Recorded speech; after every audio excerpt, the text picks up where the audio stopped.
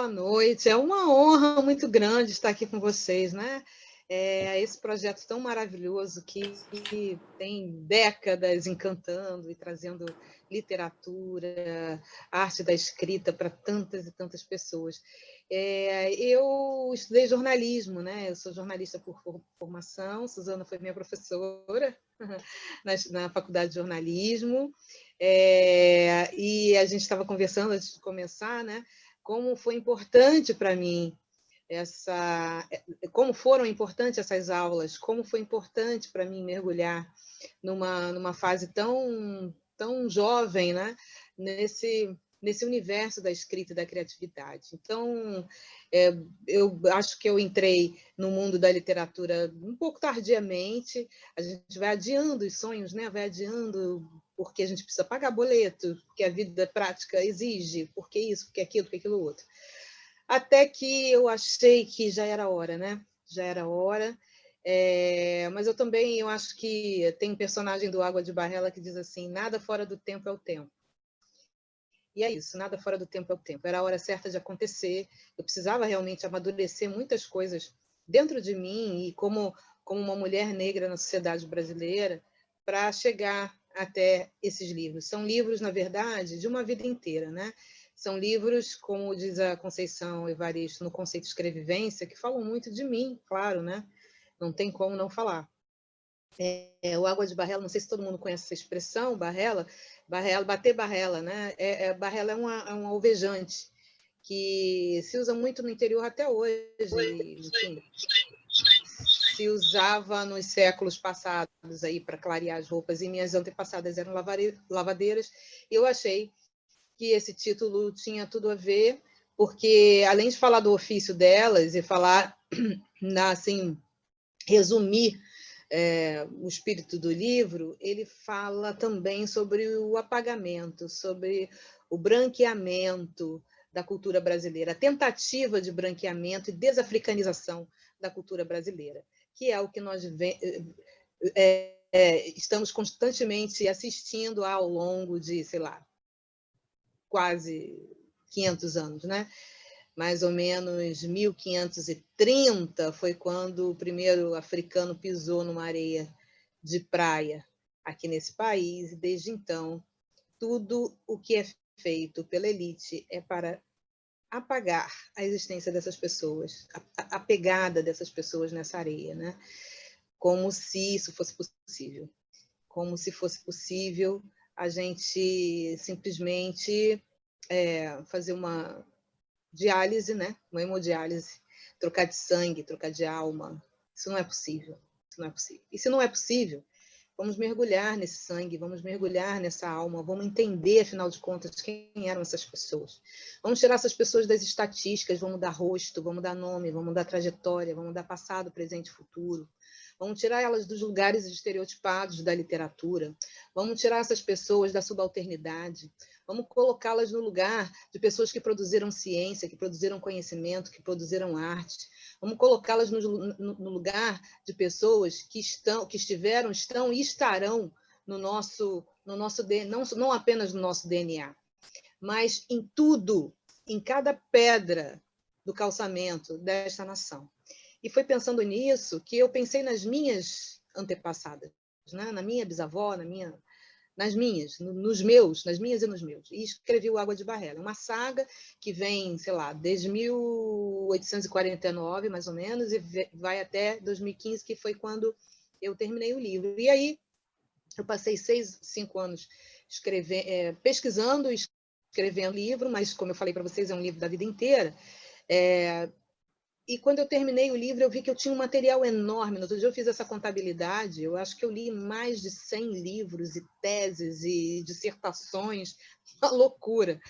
Eu fiquei olhando e no meio desse material todo, o Valongo volta e meia me aparecia. Eu pesquisei muito na hemeroteca da Biblioteca Nacional e alguns personagens do Água de Barrela, principalmente atores, né?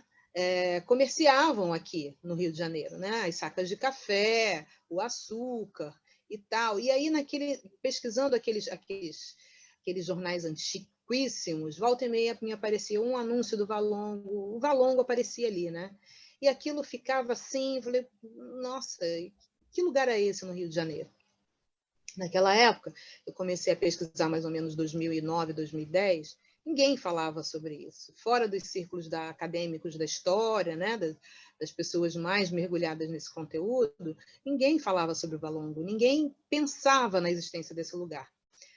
Até que, em 2011, os antepassados saíram do fundo da terra. Enfiaram a picareta lá, uma britadeira, e apareceu o Cais do Valongo, com toda a sua força, 200 anos de objetos, de miçangas, de cachimbos, de contas, de coisas enterradas ali dentro, né? E pedras do cais. Aquilo me deixou absolutamente fascinada. Eu achei que ali realmente tinha uma história e que essa história precisava vir para os livros, né? Precisava vir para a literatura. Porque, mais uma vez, quando a gente escreve literatura, é que a gente dá rosto, dá trajetória, dá nome. É aí que a gente cria empatia. A gente não ama o que a gente não conhece, né? E para o Brasil começar a amar e começar a entender o seu passado e aceitá-lo e se orgulhar dele, preciso conhecer. E como conhecer? Qual a melhor forma de conhecer, se não pela literatura, pelo audiovisual? Estivemos conversando aí, Humberto Zurei, antes de abrir a aula, né? Como é importante esse conteúdo também estar no audiovisual, mas isso é uma outra questão. Então, eu trouxe essa história. Falei, bom, né? Como diz a Toni Morrison, quando existe uma história que você quer ler, mas não existe, vai lá e escreva você, né? E eu fui lá e escrevi. Escrevi tanto Água de Barrela e depois fui no Cais do Valongo, pesquisei muito e andei por lá, fui no Instituto Pretos Novos, que é uma visita que todo brasileiro deveria ter a chance de fazer, mas quem mora no Rio de Janeiro, isso devia ser currículo escolar e ao Instituto Pretos Novos. É uma visita fortíssima e que dá a medida do que realmente a gente é, do que realmente é esta cidade. A gente pensar que por ali, né, por aquele complexo, o Valongo é um complexo. Para quem não está muito familiarizado com o tema, o Valongo era um complexo escravagista. O Marquês do Lavradio passou para o lado de lá da Pedra do Sal, que era muito maior do que é hoje, né? Ela dividia a cidade. A cidade do Rio de Janeiro era toda, nessa época, o que hoje é o centro do Rio de Janeiro. Então, aquela pedra enorme dividia a cidade em duas partes, e o Marquês do Lavradio, para que as moçoilas e as famílias de bem não vissem as vergonhas das pessoas que chegam pelo porto do Casparu, né, que é a Praça 15, e da Rua Direita, que é 1º de março, passou toda essa questão do comércio de escravizado para o lado de lá, da pedra, que era depois, né, foi nomeada como Pequena África muitos e muitos anos depois. Mas a região da Pequena África era o Valongo, ele englobava também o Valongo. Então, o Valongo era um complexo que tinha o porto de chegada, não era o cais de chegada, não era um porto porque não tinha calado, né? Os navios não conseguiam ancorar ali. Então, eles ficavam fundeados mais para o meio da Bahia, em embarcações menores, as pessoas desembarcavam no Valongo. Dali eles iam para lazaretos e tal, para quarentenas, etc, etc, e depois para os mercados, e quem morria não era sepultado, era jogado no Pretos Novos, porque o Pretos Novos era um cemitério que tinha mais ou menos a dimensão de um campo de futebol, por aí, e as pessoas eram jogadas ali, elas eram embrulhadas numa esteira, muito mal enterradas. A Flor da Terra tem um livro justamente com esse nome, né? A Flor da Terra, e é uma cena dantesca, né? Porque as pessoas eram enterradas em covas rasas. Quando chove no Rio de Janeiro, o que acontece? Imagina um cemitério assim. Então os corpos saíam boiando, então de tempos em tempos eles cremavam, e enfim, uma coisa dantesca. Só que as escavações dão conta de que ali tinha pedaço de louça, osso de animal, frango, galinha, pato, as pessoas comiam coisas, jogavam ali, era um lixão, né? Então, ou seja, as pessoas eram descartadas como o objeto que elas eram. hoje o Instituto dos Pretos Novos está ali, né? E a gente, quando visita, tem lá uma vitrinezinha que você consegue ver o subsolo, e tem um corpo, foi o único corpo que acharam inteiro, que é de uma jovem de 13 anos, por volta de 13, 14 anos. Então, a gente já começa, para falar do livro, desmistificando, quebrando o primeiro mito, de que o escravizado, a escravizada, as pessoas que vieram para cá, que eram aqueles adultos que a gente vê nas novelas das 6 da Rede Globo, eram crianças de 9 a 17 anos. Crianças, e eram crianças mesmo para aqueles conceitos dos séculos 18 e 19, eram crianças, porque os relatos dos viajantes estrangeiros que visitaram Valongo, a Mary Graham, o Freire Ries, o Von Martius, todos destacam esta palavra criança, ou seja, eles ficaram chocados com a infância que estava ali, né? Então, não era criança só para o século XXI, não, era criança para aquela época também. Tanto é que eles destacaram nos textos deles, para quem quiser ler, né? Está aí na internet. O Valongo, na verdade, né, recebeu entre 500 mil e 1 milhão de pessoas escravizadas.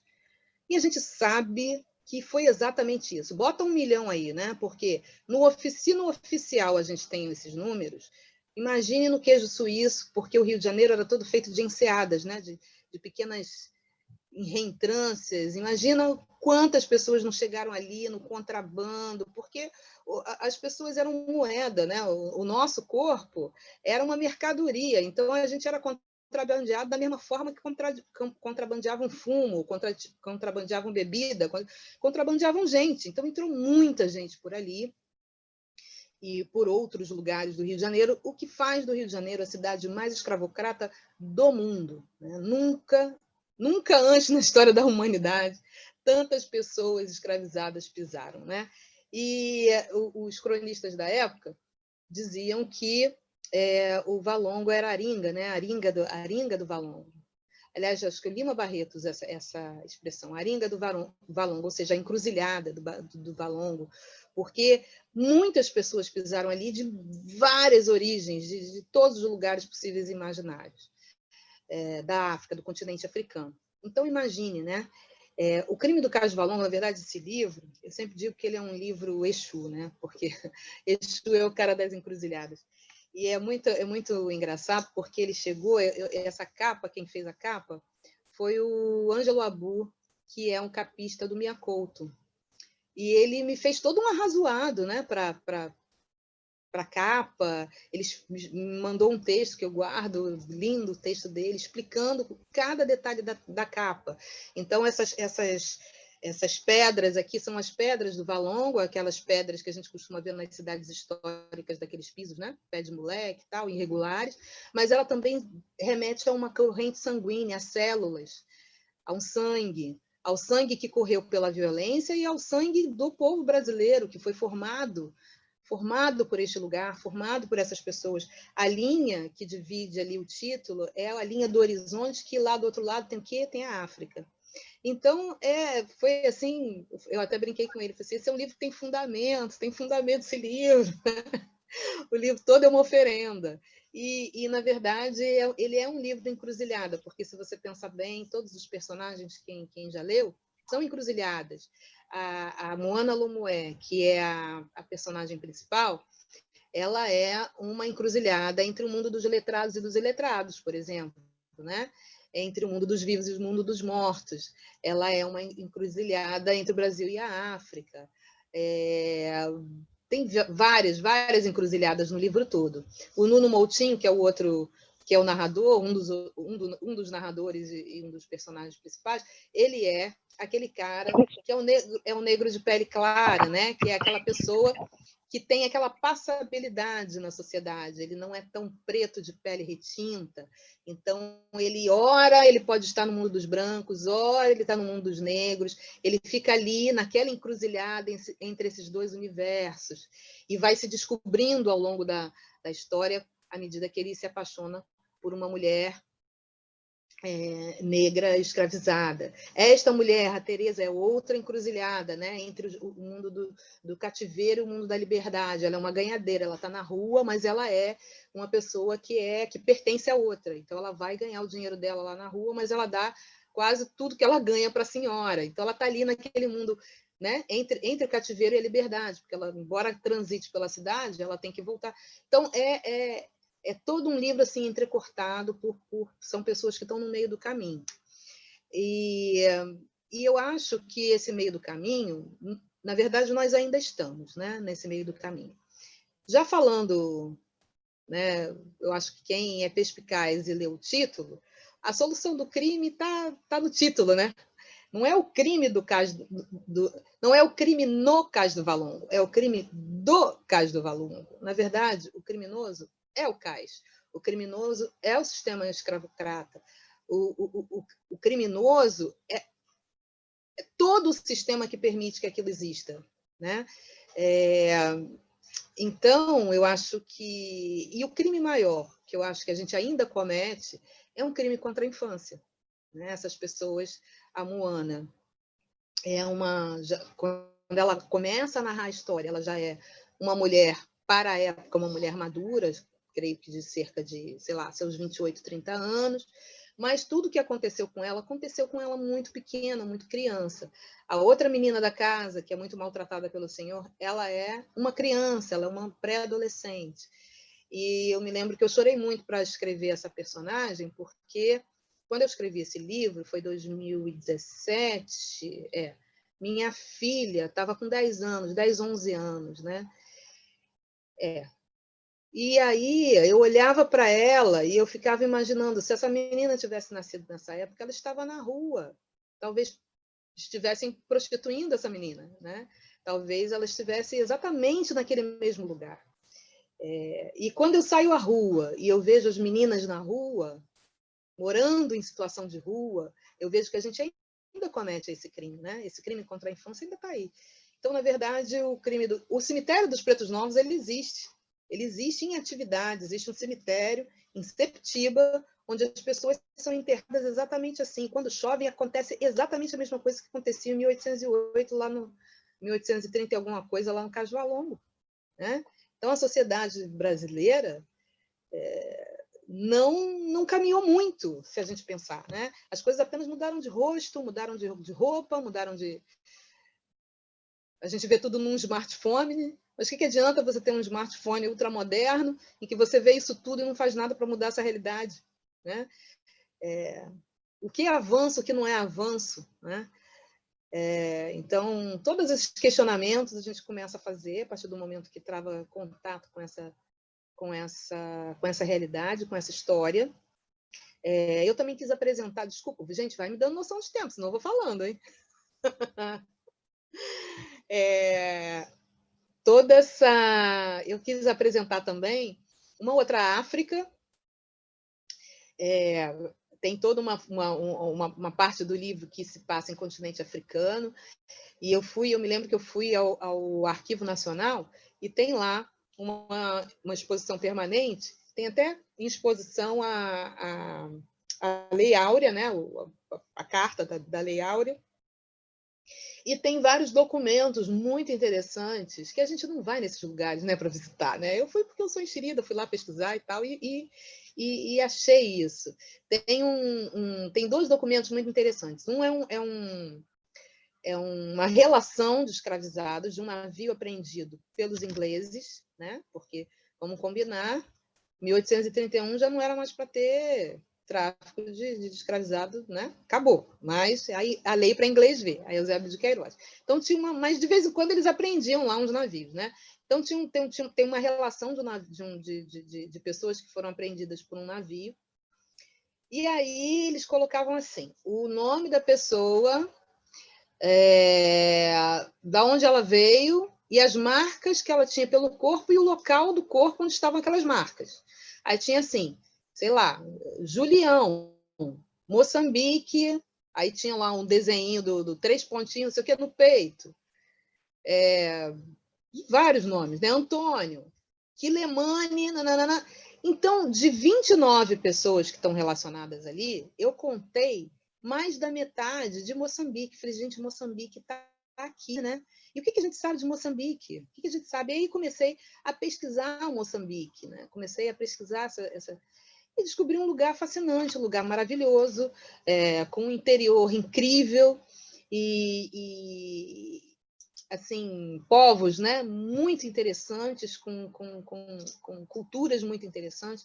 Falei, pronto, é isso aqui, né? É isso aqui. E aí criei essa personagem, a Moana, e ambientei ali, que é uma África que a gente costuma não visitar nas nossas imaginações, nas nossas ficções. A gente apenas pensa na África iorubana, né, o mundo iorubá, porque foi o último fluxo de escravizado para o Brasil, foi a galera do oeste africano, que é de onde eu vim. Eu venho de lá. Fiz 2 exames de DNA esse ano por uns projetos aí que vão sair daqui a pouco. E aí é muito bonito ver a ciência comprovar a oralidade da sua família, né? Minha tia esquizofrênica me contou todo o passado da minha família e ela falou exatamente o que deu no exame. E é engraçado que essa mesma ciência que comprovou o que ela disse, diz que ela é incapaz, né? Que ela não tem capacidade, que ela não... Não é incrível isso? Não é uma super contradição isso? Né? Não é maravilhoso? Mas, enfim, dei uma desviada aqui, né? Então, quis ambientar ali para mostrar uma outra África, uma África muito poderosa, de pessoas muito brilhantes, de pessoas que tinham ciência, de pessoas que já chegaram aqui misturadas com vários outros povos. Porque quando a gente fala em miscigenação, o povo fala o preto, branco e o índio. Tá, que preto, que branco, que índio. Por quê? Mesmo se a gente for falar de Portugal, você é o quê? Você é do Algarve, você é do Trás-os-Montes, você é lisboeta, você é da... você é o quê? Se a gente vai falar, e nesta época em especial, todas essas regiões tinham as suas, eram né? Mini países ali, tinham as suas particularidades e toda a sua identidade. Nações indígenas nem se fala, ou seja, todo mundo é muito heterogêneo, né? Então a gente tem que repensar, tem que descolonizar a mente, na verdade, com muita coisa. Os caras chegaram aqui misturados com árabe, misturados com chinês, porque, né, ali era a rota de comércio do Oriente um tempão, sabiam um monte de coisas, sabiam vários idiomas, sabiam escrever, sim, né? Sabiam escrever em árabe, escrever a Revolta dos Malês, foi toda escrita, toda planejada em árabe. Tem uma pesquisadora que foi aprender o árabe para ler todo o material aprendido pela polícia da Revolta dos Malês, porque foi tudo planejado em escrita árabe. Então, os caras sabiam escrever, os caras sabiam matemática. Na Bahia, os professores de matemática eram como é que eles falam? Não é malê, não. Mas vamos usar malê, daqui a pouco eu lembro. Então, esses caras, eles sabiam muito mais que os senhores, às vezes, né? Então, isso na verdade, provoca uma série de sentimentos em todos os lados, uma série de tensões, e essas tensões resultaram no que a gente vive hoje, né? Na nossa classe média, que se acha muito poderosa, se acha muito sabedora de muita coisa, se acha se acha o padrão, né? Se acha o padrão. O que é padrão? O que é padrão? É quando fala assim, pautas identitárias, ora, a gente passou 500 anos lendo uma narrativa apenas, né? Um ponto de vista apenas, logo, quem é que milita? Quem é que faz, né? Quem é que está aí lutando por uma pauta identitária, né? Então, tudo isso a gente precisa relativizar, a gente precisa discutir. E então eu vou ler para vocês. Bom, é agora que a gente lê ou não é? Não sei. Vou ler para a gente passar para o papo, né? Para a gente trocar aqui nossa conversa. Deixa eu colocar aqui na tela o texto. Ah, tá. É aquele texto que você me mandou, né? Isso. Está aqui na tela.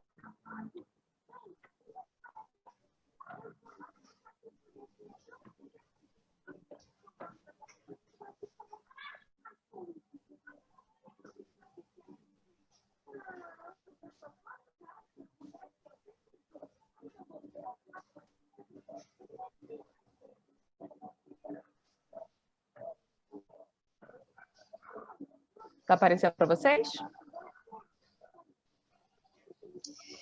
Então, vamos lá. Pode O ampliar a Valongo. letra? Oi? Pode ampliar a letra, Oi? Tatiana, por favor? Ampliar Posso sim. por favor. Desculpa, Eliana. Não. Melhorou? Vou lá, hein? O Valongo não era nada bem visto. Ficava um tanto fora da cidade, que tinha uma costa com muitas enseadas e ilhotas repletas de trapiches e escritórios. A enorme Pedra do Sal nos separava do resto. Para chegar ao outro lado, eu tinha que dar uma volta enorme pelo Morro da Conceição. Quase toda a casa aqui era também um depósito de gente para venda. As pessoas de bem fugiam deste lugar, mas para muitos eram esses negócios sujos que fingiam não ver que pagavam seu rapé, finos tecidos, aulas de música, livros raros e carruagens. O cemitério dos Pretos Novos foi transferido da Santa Rita para um ponto bem mais acima da rua da hospedaria Vale Longo. Em alguns momentos tínhamos que fechar as janelas, pois o cheiro ficava opressivo. Eu passava ali perto, se não tivesse outro jeito, e nunca olhava para o lado.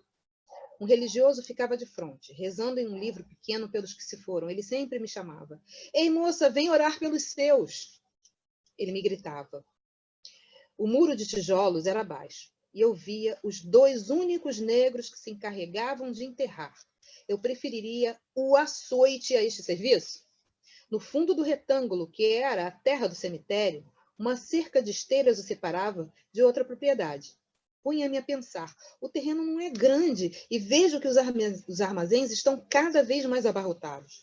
A chegada de novos tombeiros aumenta a cada dia. Por enquanto, o Valongo não é tão povoado, a maioria das casas é de comércio e não estão coladas ao local, mas um dia estarão em cima das covas rasas. A pensão oferecia hospedagem, refeição e prosperava. Com o vai e vem de comerciantes, donos de navios, leiloeiros e mestres de bergantins, curvetas, galeras, brigues e sumacas. A profundidade não deixava as grandes embarcações chegarem até ali. Tudo era desembarcado em barcos menores e estes sim traziam as mercadorias à costa. Com o tempo, mesmo observando de longe, eu consegui identificar cada um destes barcos e não apenas eles, mas o que ia dentro. Rapé, francês, marfim, azeite doce, atum de fino trato, fazendas temperos e também suas gigantescas levas de escuras figuras iguais a mim.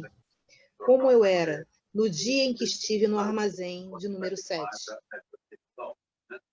Eu podia identificar, apenas por seus dentes limados ou marcas nas faces, se eram rebolos, caçanjes, mondiolos, benguelas, fulas, iorubas ou patrícios moçambiques. Esses nomes que por aqui dão aos que atravessam um grande rio e vêm pisar seus pés feridos nas areias da praia ali tão perto. O vice-rei ordenou que nenhum negro poderia sair do Valongo, ou seja, entrar na cidade antes da venda. Se morressem, lá mesmo ficavam, no cemitério dos Novos. Aquele pedaço de chão, com um grande pedregulho separando o resto da cidade, seria tudo o que conheceriam desta terra. Ficava sempre a pensar que eu era como a Pedra do Sal, pois vivia entre dois mundos. Todas as quartas e sábados eu saía da terra dos mortos ou semi-mortos do lado de cá, para a dos vivos do lado de lá, dentro da cidade. Eu era um elo desta corrente estranha. Eu e a pedra repleta de negros que carregavam aquele material cortante que era o sal. Então, acho que podemos conversar agora, né? Conversar, acho que muita gente lê o livro. Eu tenho 1 milhão de coisas para falar sobre esse livro, né? Se deixar, eu vou falando aqui. Então, eu queria ouvir vocês também, né? Trocar um pouco.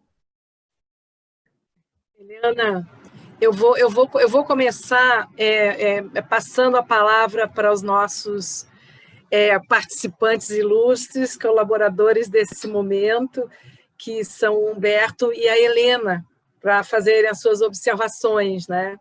Então, Helena, você pode começar, querida? Boa noite a todas e todos. É um prazer grande estar aqui, eu já falei isso antes. E, assim, eu quero expressar a emoção enorme que eu senti ao ler o livro da Eliana em 2018.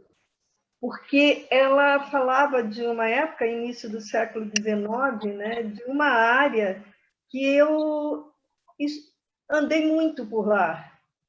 E em 3 ocasiões diferentes que eu percorri essa área dali da zona portuária, o caso do Valongo, a zona portuária abrangendo os bairros Gamboa, Saúde e Santo Cristo, nesses 3 períodos, assim, meu olhar foi se transformando.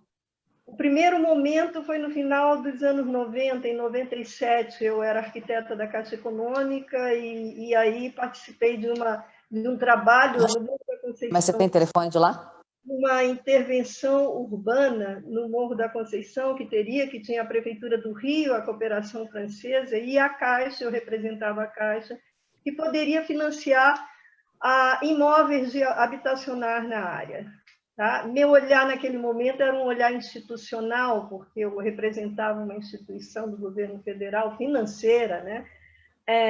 E não tive tanto contato com a comunidade, tive contato um pouco com a história no Morro da Conceição. No segundo momento, 2009, 2010, aí eu já estava fazendo doutorado em turismo na UFRJ, essa zona portuária foi escolhida como estudo de caso da minha tese de doutorado, que foi escolhida porque ali se desenvolvia, está parado agora, uma intervenção urbana do Porto Maravilha. Uma grande intervenção que abrange esses 3 bairros, é um projeto que se chama de urbanismo neoliberal, que tem como foco o lucro imobiliário e ignora muito do passado das pessoas que ali vivem, né, na região, cerca de 30 mil habitantes. E nessa época, nesse trabalho, eu participei de uma pesquisa no Morro da Providência, na parte mais alta. Era um momento de muitas remoções aqui no Rio de Janeiro, por conta de Copa do Mundo e Olimpíadas, e o Morro da Providência, que é a favela mais antiga, né, da cidade, tem história muita, metade da população ia ser retirada com um projeto de urbanização da Prefeitura do Rio. Isso daí foi motivo de muita luta das pessoas e defensoria pública e academia, e universidades e sociedade civil. Eu participei dessa luta e vi que meu olhar, minha relação com aquele lugar transformou o meu olhar num olhar mais de, como chamar, eu era uma pesquisadora da academia que me transformei numa ativista social. Naquele momento, eu usei o meu saber, me juntei a esses moradores ameaçados de remoção para usar o meu saber, minha experiência, para mantê-los ali, né? E depois, um terceiro momento, a partir de mais ou menos 2015, quando eu acabei minha tese de doutorado, eu comecei a participar de uma pesquisa com a Universidade de Quebec, em Montreal. Eu fui para Montreal no meu doutorado.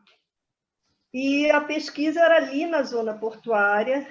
A gente fez um trabalho com o pessoal do Quilombo, Pedra do Sal, nessa época, né, o Damião e tantos outros de lá. Inclusive, teve um concurso da London School of Economics de Londres, né, LSE, que nós pegamos exatamente o caso do Quilombo Pedra do Sal, dos imóveis do Quilombo que poderiam ser recuperados. Um concurso que a gente ganhou um prêmio na época, essa pesquisa da UCAM com o FRJ e outros mais. E nesse período foi quando eu tomei conhecimento de todo o processo de candidatura do caso do Valongo a Patrimônio da Humanidade. Eu li o dossiê do IFAM, que apresentava a candidatura, que foi coordenado pelo antropólogo Milton Buran, e que eu sugiro que todo mundo leia, tá? Lá no site do IFAM é possível encontrar, e mexeu muito comigo. Mexeu assim que, de uma forma que eu não sei explicar como. Acho que é uma interferência assim, meio do mágico, do invisível, que eu fiquei muito mobilizada nesse trabalho que eu fazia lá. Tá? E, na época, então, o sítio do Cais do Valongo acabou sendo reconhecido pela Unesco como Patrimônio Mundial em 2017 e recebeu o título, na categoria de Sítio de Memória Sensível, a mesma categoria que existe para Hiroshima e Auschwitz. Então, vê, ali caracteriza um lugar de dor, um lugar de muito sofrimento. E todas essas coisas se juntaram, toda essa vivência que eu tive na zona portuária ali, nesses anos, desde o final dos anos 97, dos anos 90, um sentimento forte, como a Eliana falou, a empatia, a importância da empatia, a importância da compaixão, e junto com a leitura do livro, tudo foi me mobilizando de uma maneira assim, que hoje eu defendo arduamente que ali, aquela região portuária, onde tem esse projeto que vai promover mais desigualdade social, esse que nem chama de projeto, o Porto Maravilha não é um projeto, é uma listagem de coisas que foram feitas, gasto 8 bilhões do fundo de garantia ali naquelas obras, tá? Eu defendo muito hoje que ali teria que ser transformado num bairro de negros, como o Pelourinho de antigamente, e defendo, inclusive, cota de habitação para afrodescendentes ali naquela área. Tá? E aí, voltando a toda a emoção que você me proporcionou, Eliana, porque eu li primeiro o Cais do Valongo, depois eu li o Água de Barrela, que recomendo muitíssimo também, que é muito forte. Foi um período também que eu li muito a Conceição Evaristo, todos vocês foram mexendo comigo de uma maneira que eu não tenho muita explicação, porque como foi tão mágico, tão profunda a transformação do meu olhar. E o que eu vejo, assim, Eliana, eu vejo os personagens do seu livro, Moana, o Mariano, né, a Rosa, a Teresa, todas essas figuras ali que eu vi tantos, como na hora que eu conheci o Damião, Iraci, Luiz, essas pessoas do Quilombo Pedra do Sal, conheci a tia Lúcia, todas essas pessoas ali da região, é como se eles fossem, sabe, representassem esses personagens que você criou no seu livro, criou com base em história, né, criação. Então, assim, o que eu tenho a dizer... Obrigada, Eliana. Você contribuiu para um crescimento meu num lado que, sabe, que me causou um compromisso muito maior na defesa contra o preconceito, contra, sabe, e essa causa que eu estou do lado. Eu me junto a todas as pessoas que defendem a igualdade, que defendem em todos os aspectos. Obrigada, Eliana. Obrigada. Obrigada, Helena. Eu vou passar a palavra para o Humberto Kizuri. Por favor, obrigada. Boa noite para os participantes todos, em especial o meu agradecimento à Suzana e à Tatiana por este convite, essa oportunidade de estar diante de uma importante escritora brasileira que tem uma obra com muita consistência e que nos desperta a perceber novos olhares sobre a cidade, sobre a cultura, sobre a história do nosso país. Eu conversava nos bastidores ou no camarim com a Eliana e a Helena, a Tatiana, a Suzana, e falando um pouco sobre, até por conta da minha trajetória, pela arquitetura, pelo urbanismo e pelo cinema, e eu cheguei a filmar, no Cais do Valongo, um novo documentário que se chama A Cidade de Portas, e que eu espero que ele seja possível de ser encaixado nessa discussão que a gente está se propondo. Mas eu recebi como presente, Eliana, o seu livro, em Portugal, né? Eu estava desenvolvendo um pós-doutorado em 3 universidades, em La Rochelle, em Viena e no Porto. Eu encontro com a amiga Helena Galiza e eu tive a oportunidade de receber essa obra e essa obra é que tanto impacta à medida que vai sendo possível ler e compreender os seus personagens. Eu quero me deter um pouco nas impressões que me passam, que parece que o seu movimento é um movimento de alguém que faz uma espécie de escavação da história e da memória para trazer essa narrativa que, ao mesmo tempo, ela contempla aspectos da história, ela não se prende à história.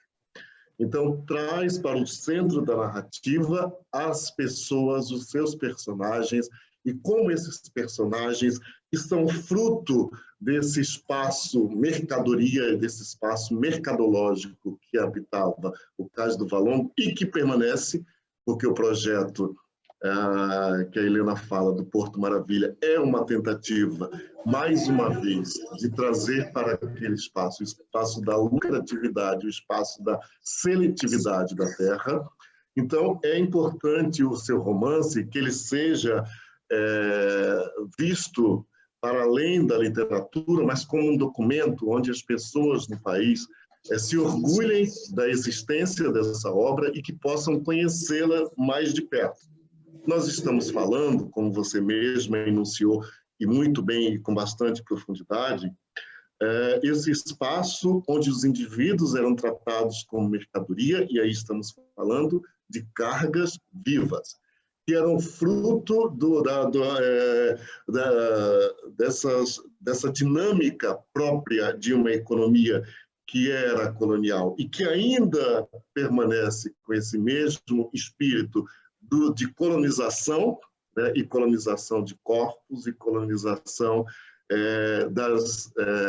dessa espécie de apartheid urbano que a gente vai percebendo a cada momento que vai conhecendo melhor, revisitando, ou como você mesma faz, escavando parte da nossa história para trazer essa memória de maneira absolutamente contundente e flagrante para despertar novos olhares e novo posicionamento crítico sobre a maneira como nossa sociedade está organizada e como que nós poderemos avançar mais do ponto de vista da redução das desigualdades sociais, das desigualdades econômicas, todas que nós assistimos permanentemente. Então, esse lugar do contrabando, esse lugar da ganância, ele permanece. E uma das coisas que eu queria pensar até com os nossos participantes é quando o personagem Bernardo Lourenço Viana, né, que parece estar vivo. Então, quer dizer, está vivo esse personagem e ele é a metáfora de uma série dessas figuras que fazem parte da chamada elite dominante. E isso me parece que é importante para questionarmos o que uma figura como essa, que faz parte desse espaço mercadológico, é capaz de fazer em relação ao tratamento dos corpos e dos poros e das vozes que vão se cruzando, né, fazendo esse entrecruzamento que você mesma sublinha na sua maneira de expressar a sua história, o seu percurso pela história. E eu só quero abrir um parênteses para dizer assim, ele tem componente histórico, mas não é uma literatura aprisionada no histórico. E é nesse aspecto que ela se aproxima muito da construção, tanto de leituras possíveis da paisagem social e da paisagem cultural, como também vislumbra a possibilidade de percebermos e projetarmos esses indivíduos, esses personagens, numa projeção própria do audiovisual. E eu espero que realmente este livro e Água de Barrela possam se tornar obras do audiovisual, porque eles não serão vistos apenas como uma possibilidade de um manifesto ou coisa parecida, porque não são. São obras grandiosas, são obras que têm um peso significativo para a literatura contemporânea brasileira.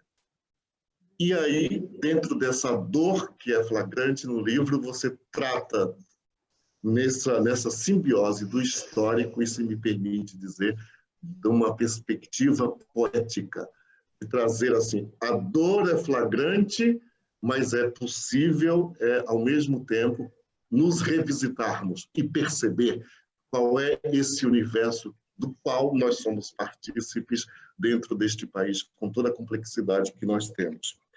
Então, nesse lugar onde a economia estava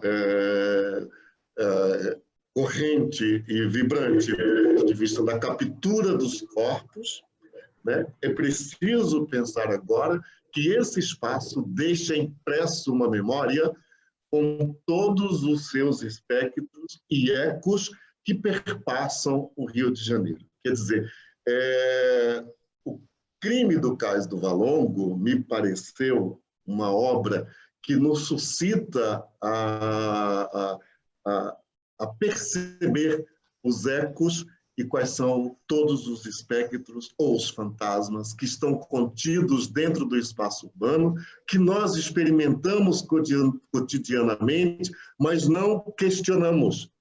Então é o momento da reflexão, dizer que história é essa, que percursos são esses do homem negro, da mulher negra, do homem branco, da mulher branca, do homem com sangue indígena, qualquer que seja este brasileiro, né, que também está aprisionado entre espaços da opressão, com marcas muito mais profundas, naquilo que você busca trazer, revelar e nos presentear.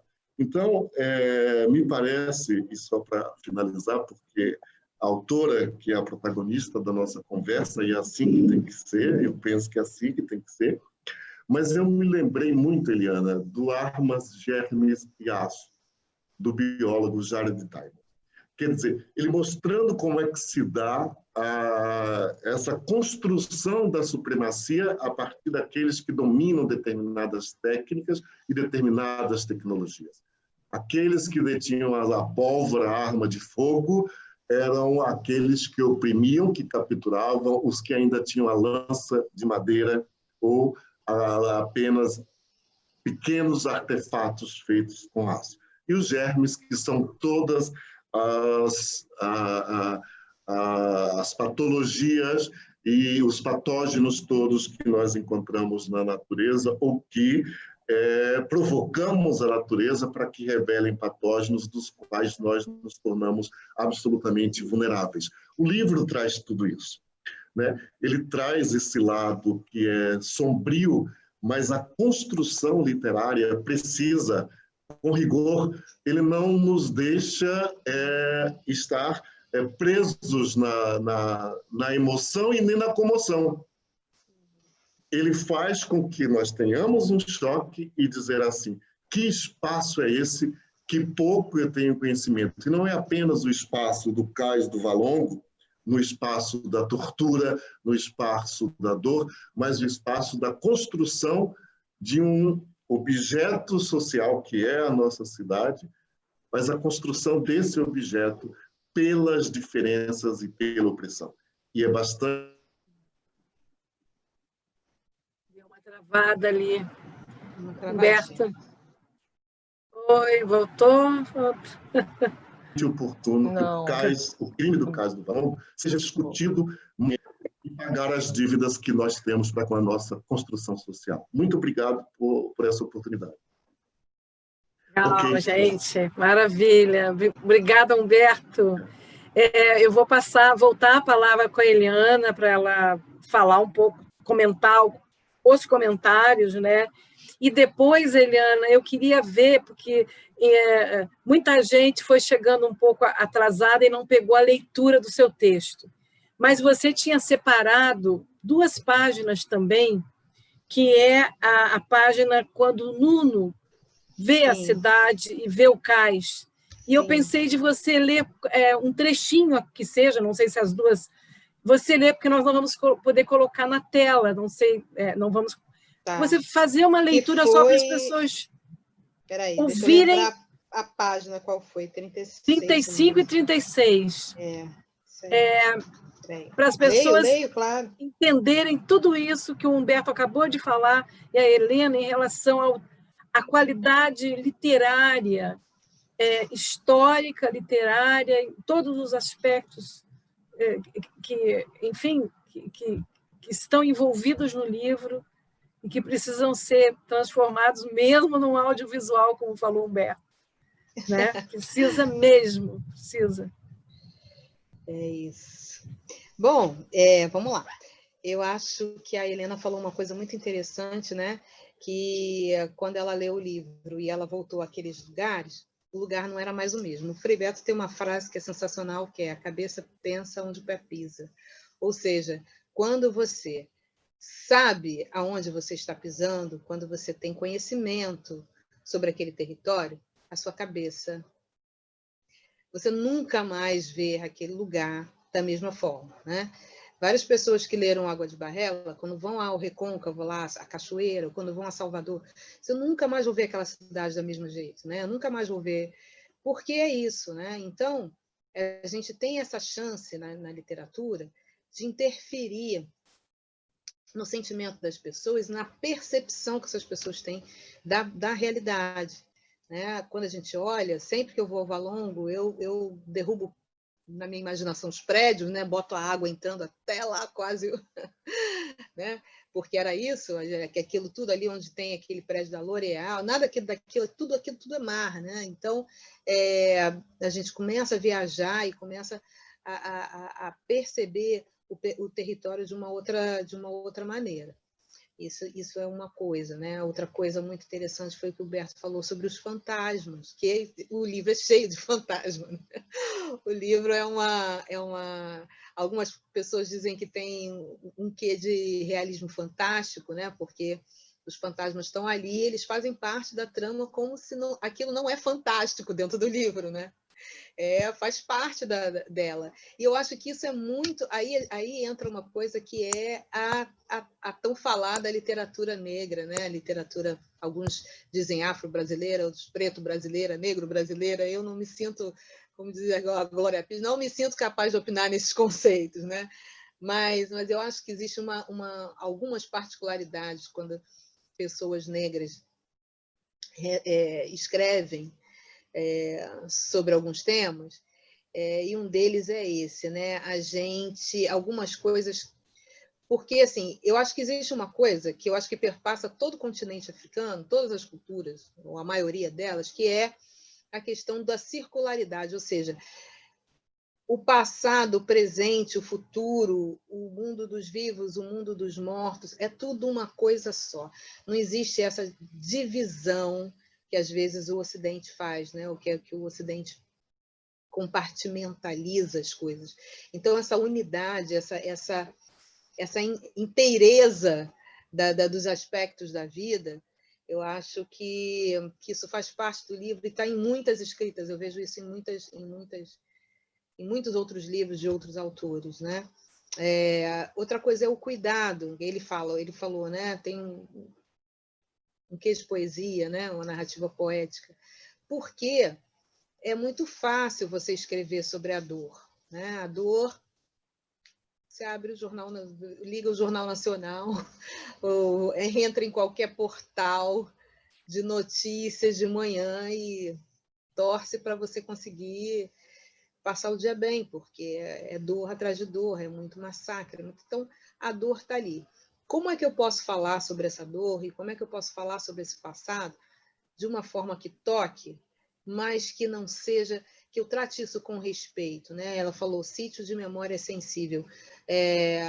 O local onde o Nelson Mandela ficou preso também é um sítio de memória sensível, né?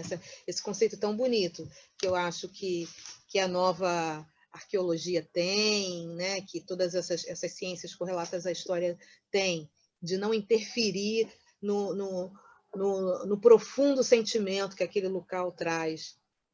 Então, todas essas escritas são locais de memória muito sensível. Eu tenho que ter cuidado para tratar disso. Eu tenho que ter respeito para tratar disso, dessa dor. Essa é a diferença básica da literatura negra, se a gente pode dizer assim, né? Essa é a diferença básica. Quando a Conceição Evaristo escreve naquele conto da Ana da Venga, não sei se alguém conseguiu, já leu, né? Aquele conto é violentíssimo, mas ela é tanta poesia que você se emociona pela forma como ela narrou aquela violência toda. Gente, essa mulher está falando de uma cena horrorosa, mas é lindo, né? É lindo aquele homem que na hora que ele faz amor com ela, ele chora, né? Então é um cara, é um bandido, é um não sei o quê, e ele chora na hora. Então é lindo, é muito bonito.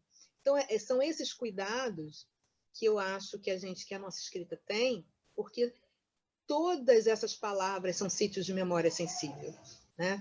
Quando eu escrevo determinadas coisas, eu estou acionando gatilhos pesados em muitas pessoas. Quando eu trago a história da minha família, é a história de um monte de famílias.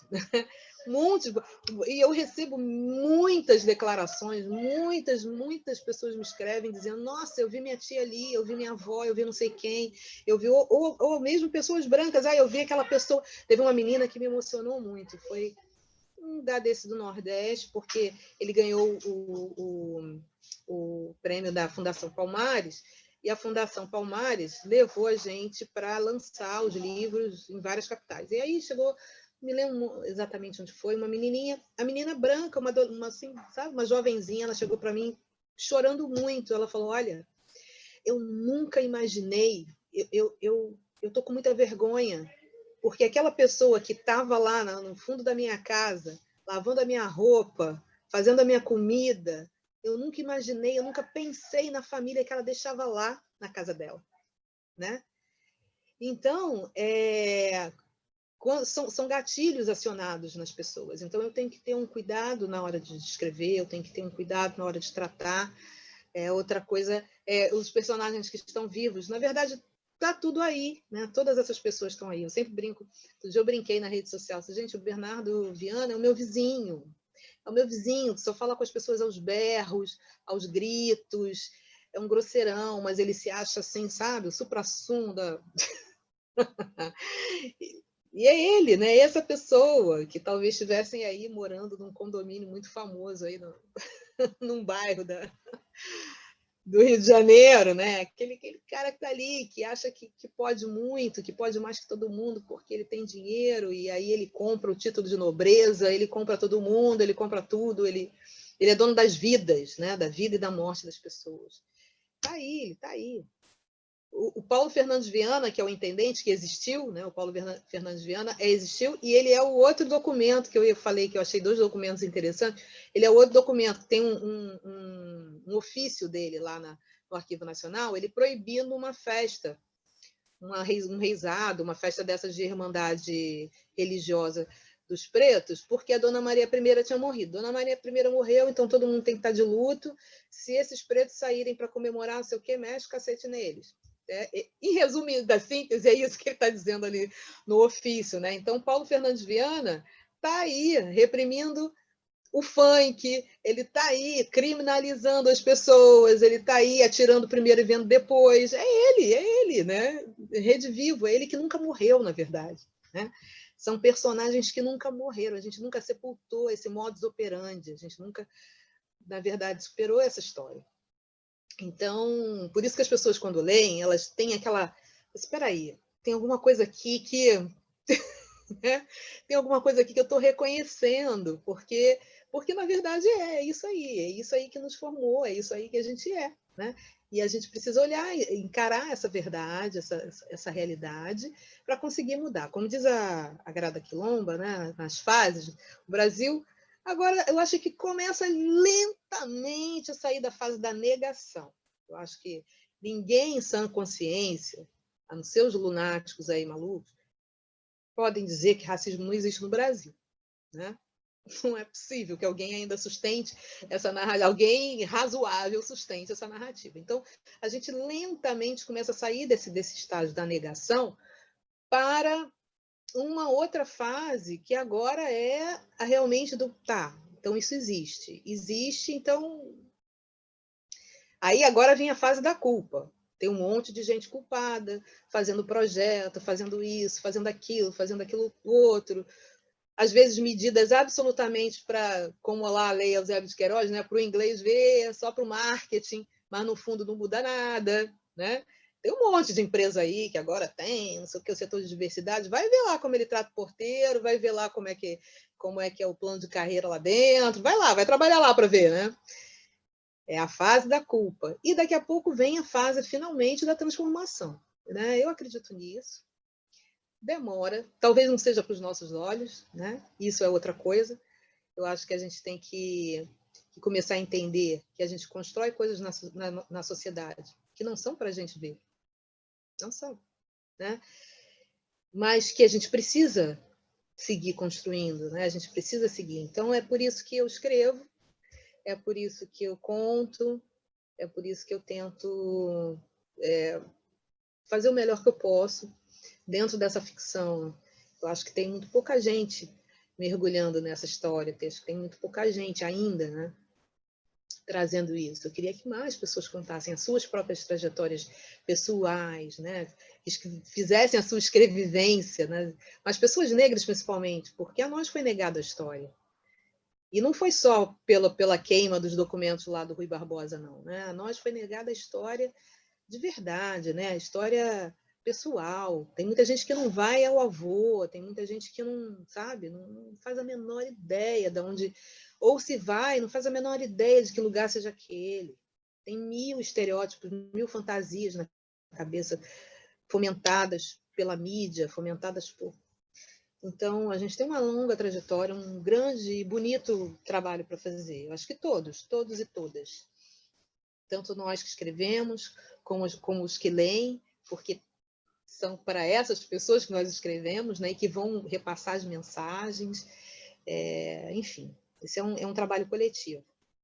E eu acho que esse é outro legado bonito que todos esses escravizados, escravizadas que aqui pisaram, deixaram para nós. A gente não consegue viver sem a coletividade, né? A gente precisa da coletividade. A gente não é uma ilha, né? Nós não somos uma ilha. O que nos formou não consegue viver sozinho. Essa fase da pandemia e do isolamento está sendo especialmente doloroso para um monte de gente que eu conheço, por exemplo, porque é isso, a gente vive no quilombo, a gente vive no grupão, a gente vive no... né? A música do Martim da Vila, minha casa todo mundo bebe, todo mundo é isso, né? A gente vive junto, então isso tá realmente difícil para a gente, porque a gente não tem isso não faz parte de nós. Mas superado isso, eu acho que a gente pode partir para uma outra fase de coexistência.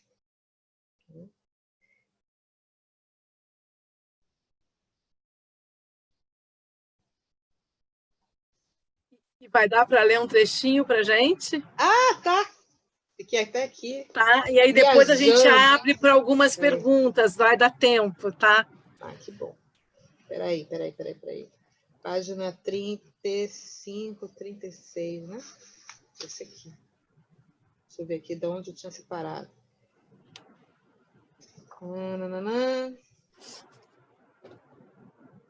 Então, o Nuno Moutinho, que é um dos narradores, ele é um cara assim, bom vivant, né? O Vivant, ele é um letrado, ele sabe ler, escrever, já leu 1000 livros e não sei o que, pp. Só que ele é meio um satinzinho, assim, né? Ele tem umas... E aí ele pediu um empréstimo para o Bernardo Viana, e o Bernardo vivia cobrando ele. E aí, quando o Bernardo morre, ele... agora eu tô feliz, né? E aí o mundo não diz assim. Ele enviava fortes capatazes para cobrarem minha porta. Certa vez levei uma surra que não me matou, porque sou um vaso muito ruim de ser quebrado. Deixaram-me o rosto inchado, o olho roxo, alguns ossos quebrados. Não fosse a Teresa e seus conhecimentos medicinais.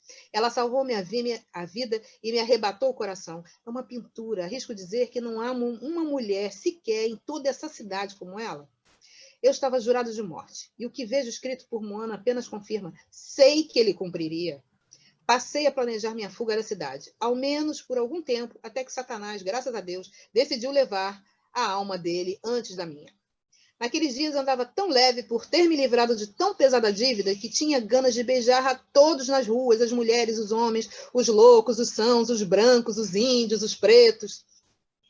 Queria me embrenhar nos matos e confraternizar com os aquilombados, queria beijar os pés da feia Carlota Joaquina, queria tomar um banho nu no chafariz da Santa Rita e gritar: Mazombos do meu Brasil, eu vos amo, univos! Abri a janela de meu sobrado no beco e berrei bem alto e gargalhando. Não fazia mal, tomavam-me por louco de qualquer maneira. Eu, no Alcântara Moutinho, livre da completa ruína financeira. Era puro amor. E como não faço feia figura, por vezes a sorte me sorri com um belo sexo. Não foi o caso naquele dia, quando saí e encontrei a deliciosa da minha predileção, com seu balaio de frutas em meio a outras escravas de ganho. Ajoelhei-me aos seus pés, ela virou de costas para mim, ignorando-me por completo.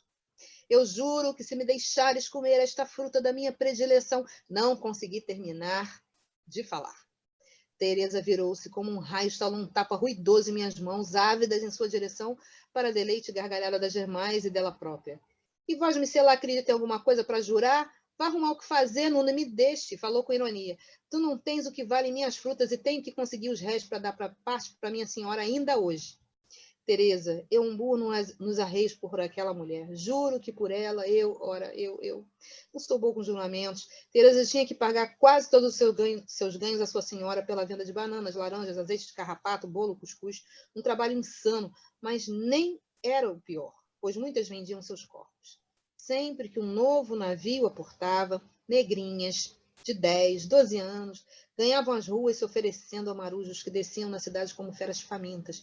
Fazia pena, pois eram homens arrões, louros, ruivos, morenos e exurtos, trazendo neles todas aquelas doenças do mundo e avassando afoitos para as pretinhas que iam ricamente ornadas por suas donas, que no final do dia auferiam os lucros. Uma moedinha, algumas preces na missa dominical, resolvia, para as que de alguma forma tinham a consciência agulhada. Mas a grossa maioria só era agulhada mesmo pela bolsa vazia. Beleza. Maravilha. Gente, vamos agora então conversar um pouquinho com a Eliana. Quem quiser encaminhar as perguntas pelo chat, encaminha. Quem quiser abrir o seu microfone e falar, né? A gente tenta organizar isso. A Tatiana vê o chat, né, Tatiana?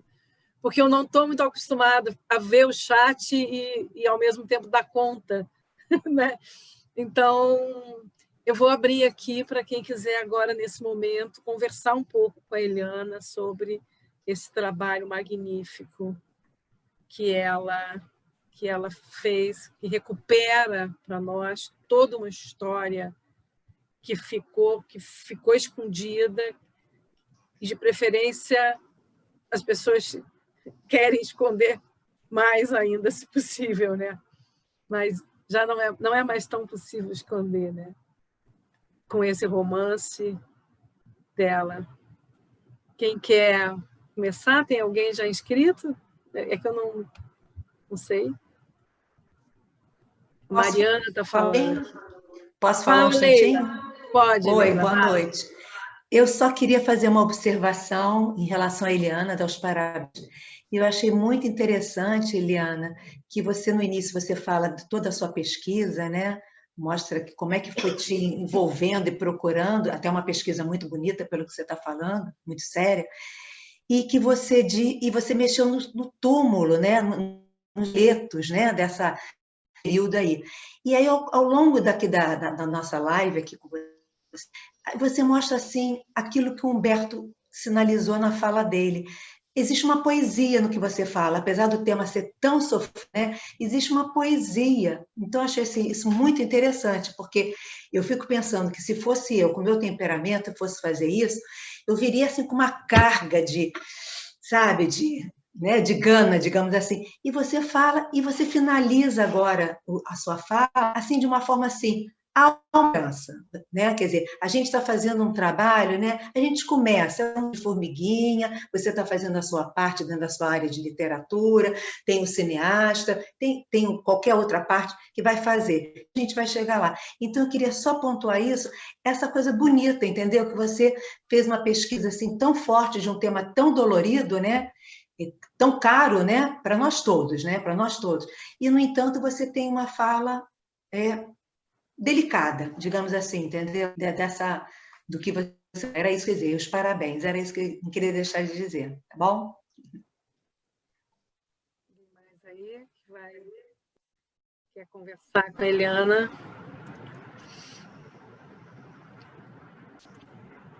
De violência já estamos fartos, né? A gente já tem muita coisa, a gente já tem muita truculência, né?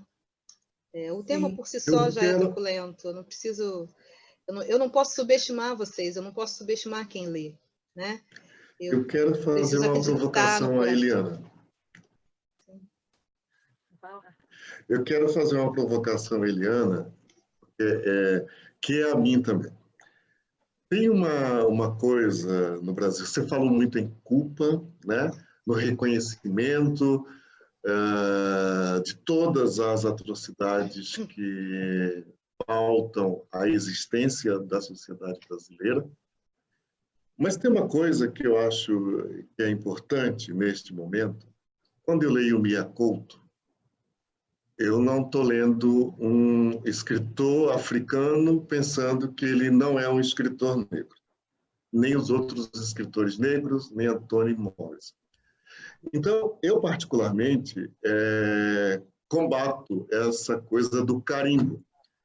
Eu não precisa me dizer que eu sou um arquiteto negro porque eu tenho um espelho na minha casa. E a minha mãe, que não é negra, desde cedo diz que os filhos dela, que ela optou por tê-los, não são brancos. Então, é absolutamente natural para mim. Por isso que esse carimbo eu não aceito e eu combato veementemente. Então, quando eu leio uma obra como esta, eu não estou lendo uma obra de uma escritora negra, estou lendo a obra de um escritor. E eu acho que isso é importante para a sociedade brasileira começar a perceber, né? Se nós tivermos Machado de Assis, e se nós tivermos tantos outros escritores importantes de toda...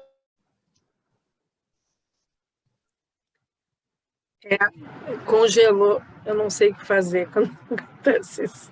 Mas é a rede dele. É dele, tem que aguardar. Não tem... Esperar um pouquinho que ele está falando. E é isso que eu gostaria... Eu gostaria muito de ouvir a Eliana falar sobre isso, porque eu acho que é uma outra luta. É uma luta não só de uma afirmação de algo que eu não tenho o saber para falar com toda consistência sobre o papel da mulher escritora na sociedade, porque eu acho que isso é uma atribuição e uma voz da própria mulher. Eu fui educado para ter esse tipo de reconhecimento, mas me parece que é importante a gente discutir isso também. O que está em questão é a produção literária de grandeza, que essa é uma produção grandeza, de uma escritora brasileira. E ponto. Então, vamos lá. Por isso que eu falei, né? Eu não sou, tem vários conceitos, que eu falei, não sou capaz de opinar, né? Porque eu fico muito ali. Eu ainda vou estudar um pouco mais sobre isso, mas eu assim, a princípio, o que me bate eu acho que existe uma questão de uma afirmação política, né? De um lugar que durante muito tempo a academia nos negou, né? E que durante muito tempo esse apagamento que eu falei, ele aconteceu, né? Nos meios acadêmicos, nos meios literários. O meio da língua é o berço da elite, né? E de qualquer nação. É o berço da elite, é o domínio da língua, o domínio da... Porque, afinal de contas, é o que vai contar a história daquele agrupamento humano. Então, dominar esse terreno aí é fundamental. Por que é que o governo atual combate tanto a questão do audiovisual, né? Combate tanto o cinema, a mídia, não sei, porque eles sabem a importância que isso tem, né? Porque isso fica, no final das contas, é isso que fica, é o que você contou. Então, na verdade, eu acho que tem uma questão de uma afirmação política, né? De você se dizer negra, de você se afirmar nesse lugar. Até, acho que foi ontem ou anteontem, a Carolina Maria de Jesus, né, recebeu o título de doutora honoris causa. Olha o que é isso, né? Doutora honoris causa da UFRJ. Isso é muita coisa. Ela era catadora de papel, né? Então, eu acho que existe aí uma questão política, né, de se colocar realmente, eu sou uma mulher negra, de se afirmar, de ter o orgulho de se afirmar negra, porque no Brasil, durante muito tempo, as pessoas não tiveram orgulho de dizer que são negras, e muita gente até hoje não tem, né? Faz tudo para ocultar ou para... Isso é uma realidade. Agora, concordo que, realmente, a Conceição Evaristo, ela é maravilhosa, não é uma maravilhosa escritora negra, ela é uma maravilhosa escritora, ela é uma voz poderosa da literatura contemporânea brasileira, independente de qualquer coisa.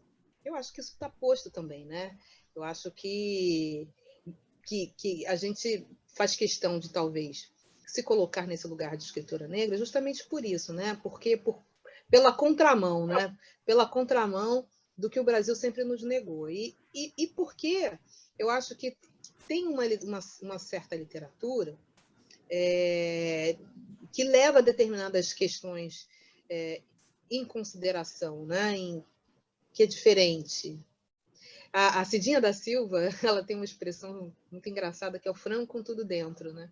Você vai numa livraria e você vê lá que é assim, tem uma prateleira que é o frango com tudo dentro, é literatura negra, aí tem lá poesia, ficção, não ficção, Djamila Ribeiro misturada com um poeta, com não sei o quê, que ainda existe essa dificuldade, né, de me colocar lá na estante de romance, de botar o livro de crônica no setor de crônica, de filosofia no de filosofia, né? A gente precisa estar naquele nicho, né? Que é o franco com tudo dentro. Mas eu acho que isso também, Humberto, é parte do caminhar, né? Eu acho que isso é um momento também. Eu acho que isso vai caminhar. A nossa presença, que ainda não é naturalizada, né? Ainda todo esse trabalho é para naturalizar as nossas presenças. A gente ainda não tem uma presença naturalizada em muitos setores da sociedade. Então, quando essas presenças estiverem naturalizadas, elas vão no fluxo, o livro de filosofia vai para a estante de filosofia, o livro de romance vai para a estante de romance, e por aí vai, né? Mas eu acho que o Brasil, principalmente nesse momento, precisa muito que as pessoas se afirmem, né? E tenham orgulho do que elas são, porque a gente vive uma negação tremenda ainda de grande parcela da população, né? E uma diminuição, não só a negação, uma diminuição. Hoje eu lembrei de um vídeo, na verdade foi um vídeo que eu fiz, fez um ano hoje, a rede social lembra, gente, do que a gente fez um ano atrás, né? Eu sei o que você fez no verão passado, eles dizem, né? Então estava lá, né? Um vídeo que eu fiz foi para o The Intercept, um fio no Twitter. Eu falei sobre literatura negra, não sei o que, e sobre epistemicídio. Eu estava lá explicando o que é epistemicídio, que, na verdade, né, foi um termo cunhado pelo Boaventura Sousa Santos, que fala do apagamento das culturas que não são hegemônicas. Estava explicando. Embaixo desse vídeo, que os comentários, se um dia você tiver curiosidade e um pouco de estômago para ver, eles estão lá dizendo, mas isso é um absurdo, porque eu não leio uma pessoa porque ela é preta, porque ela é branca, porque ela é isso, porque ela é aquilo, porque tem que falar, tem que privilegiar o talento de fulano, beltrano, não sei o que, não sei o que. Mas é aquela coisa, né? Tá, você tem que privilegiar o talento, ok. Mas durante a sua vida toda, quem você leu na sua vida toda? Na escola te apresentaram Machado de Assis como, né? O garoto que mora no Morro da Providência hoje sabe que o maior escritor do Brasil, e que é um dos maiores escritores do mundo, da história da humanidade, nasceu ali, no morro dele? Você sabe disso? Ele sabe que esse cara era preto? Não sabe. Por quê? Porque é conveniente esse discurso de né? Ele é um autor, ele não é preto. Conveniente, conveniente. E a gente passar o água de barrela ali, né? Passar o água de barrela. Então, a gente precisa... eu tenho até hoje aquela nota lembra, né? A gente está velho, aquela nota de um barão, né? Que era o Machado de Assis. Eu tenho uma nota dessa nova, acho que eu vou vender num brechó desses aí, num leilão. que é o Machado de Assis, que parece um Barão do Café, o cara branquinho, narizinho fininho ali, né? Aquela cavanhaque. Então, assim, eu conheci na escola o Machado branco, né? Eu fui descobrir adulto que o Machado era preto. Isso em representatividade importa, porque se o garoto lá no Morro da Providência souber que o cara que morou ali no mesmo morro que ele, hoje é um maior que todo mundo, isso pode talvez dizer a ele que ele pode chegar lá, né? Que ele pode chegar lá, que ele tem motivos para se orgulhar da origem dele, do lugar onde ele mora, que ali não é só fruto de... Não está só no noticiário do sangue, né, dos prêmios Sai Sangue, ele está na excelência do mundo. Eu acho isso importante também, né? Mas é isso, eu acho que é o caminhar da história,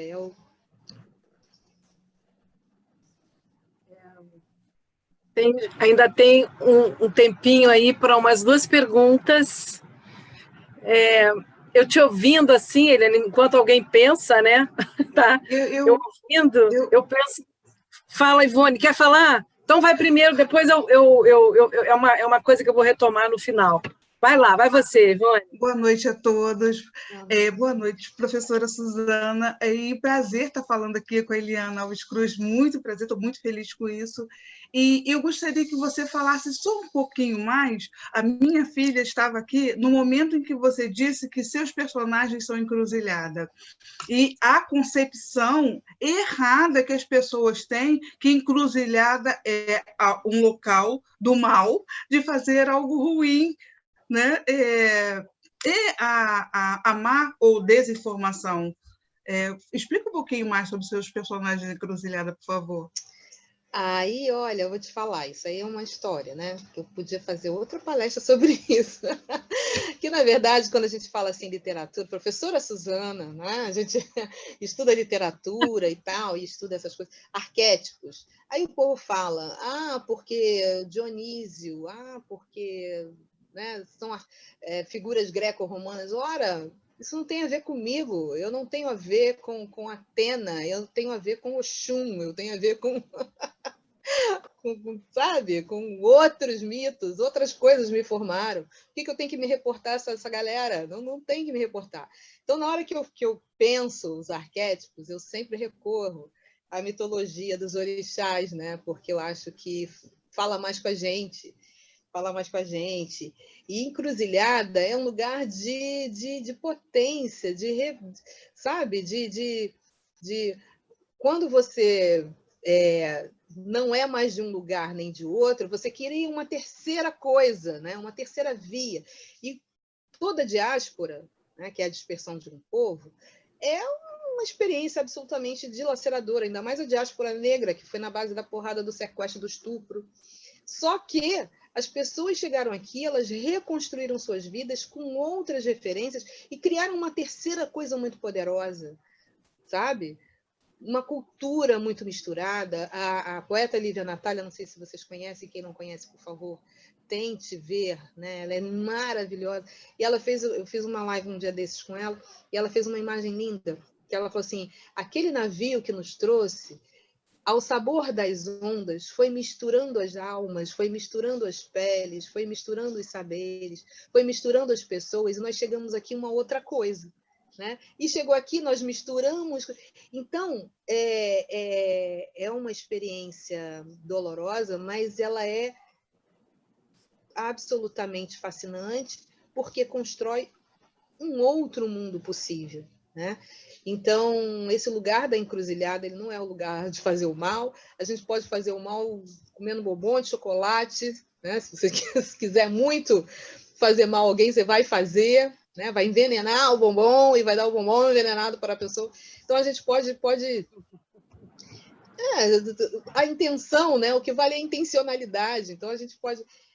a gente elege, né? Elege umas figuras para demonizar isso. E por isto também é importante a gente reafirmar esse lugar eu sou uma escritora negra que pertenço a esse lugar, que minha avó veio de lá e ela era feita no santo, isso e aquilo. Isso é importante, porque a gente vive uma sociedade beirando o fundamentalismo.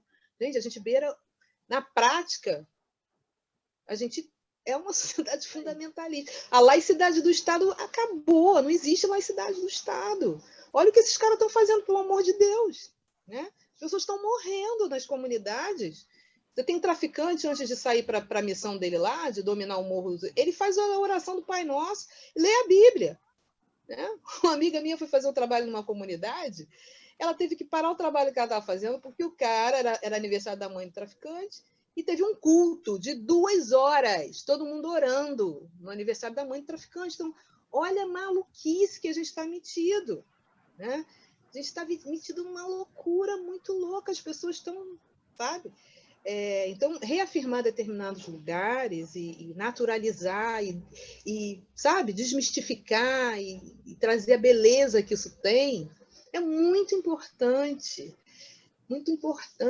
para as crianças crescerem com outra imagem, com outra percepção da vida e das culturas e dos povos. Exu é um fofo, ele é maravilhoso.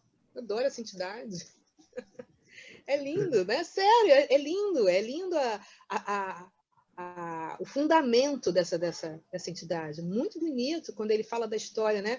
Exu matou um pássaro hoje ontem com a pedra que ele atirou hoje. Ele está falando sobre a subversão do tempo. O que a gente faz quando a gente escreve um romance histórico? A gente subverte o tempo. Ele está falando em voltar no tempo. Ele está falando que hoje a gente pode solucionar coisas que ficaram mal resolvidas lá atrás. Então, a filosofia urubá é riquíssima, é poderosíssima, e outras, né? E outras religiosidades também que vieram de lá. Né? Só que a gente está enfiado aqui na questão do pastor, né? Muito obrigada. Mais alguém que queira falar? Temos alguns minutinhos ainda. Né, Tati? Eu acho que sim, né? Eu fiquei pensando, enquanto a pessoa pensa, eu fico tentando entrar nessas brechas, porque tem que dar oportunidade para todo mundo, senão, né, ficamos só nós conversando. Eu fico pensando que, com relação a essa questão que o Humberto colocou, da literatura, quer dizer, do rótulo, né, é que, mal comparando, e ao mesmo tempo comparando de verdade, porque uma coisa é a arte, outra coisa digamos, são as cotas universitárias, que foi preciso se tornar lei para que as pessoas olhassem para isso, né? Então, tem uma questão, sabe, Humberto, de se você não... Se primeiro,